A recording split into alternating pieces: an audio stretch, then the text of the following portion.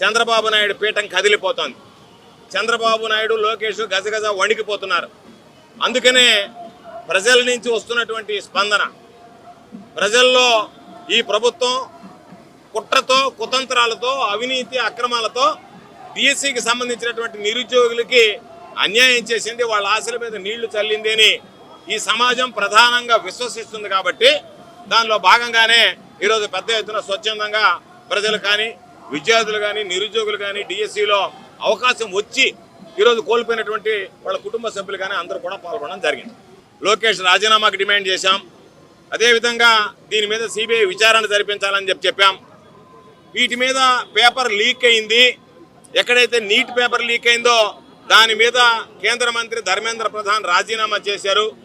మీరు కూడా బాధ్యత తీసుకొని రాజీనామా చేయండి, నైతిక విలువలకు కట్టుబడి అని చెప్పడం జరిగింది.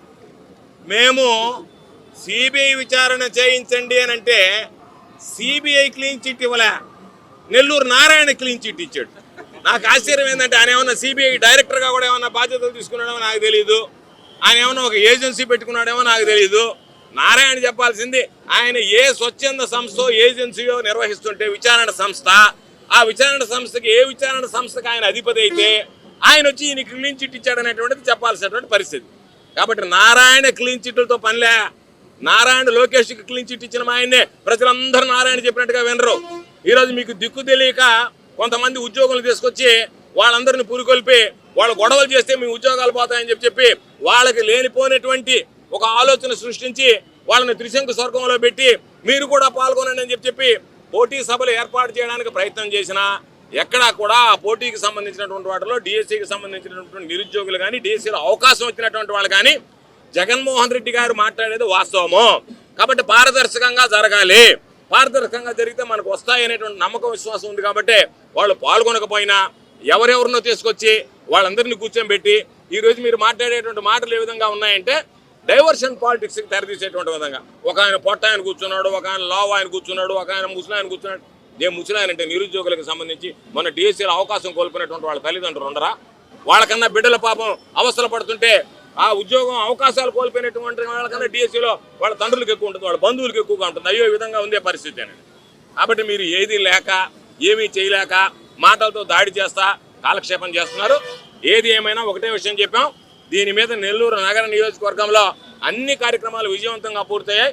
వాటిని మీరు ఎదుర్కోలేక ఈరోజు జిల్లాలో బ్రహ్మాండంగా కార్యక్రమాలు జరుగుతుంటే వాటి ఏదో ఒకటి మసిపూసి మారేడికాయ చేయాలనేటువంటి ప్రయత్నం చేస్తే ఒకటే గుర్తుంచుకోండి, మీరు రకరకాలైన చేశారు. ఆకాశం మీద ఉమ్మేస్తే అది మీ ముఖానే పడుతుందన్న విధంగా మీరు చేసేటువంటి విమర్శలు ఈరోజు ప్రజలందరూ కూడా ఆలోచన చేసేటువంటి పరిస్థితి ఏర్పడింది. లోకేష్ రాజీనామా చేసేంత వరకు, సిబిఐ విచారణ జరిగేంత వరకు వైఎస్ఆర్ కాంగ్రెస్ పార్టీ మా పోరాటం కొనసాగుతుంది అని చెప్పి ఈ సందర్భంగా తెలియజేస్తుంది. మొట్టమొదటిసారిగా మన నెల్లూరు జిల్లాలో క్యాన్సర్ సంబంధిత సంపూర్ణ వైద్య సేవలు ఇప్పుడు మన మెడికవర్ హాస్పిటల్ నందు అందుబాటులో.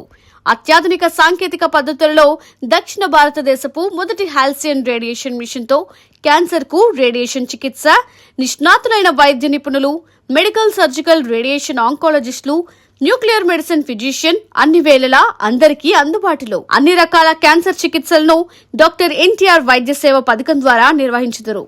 మరిన్ని వివరాలకు 086135003551 ను సంప్రదించండి.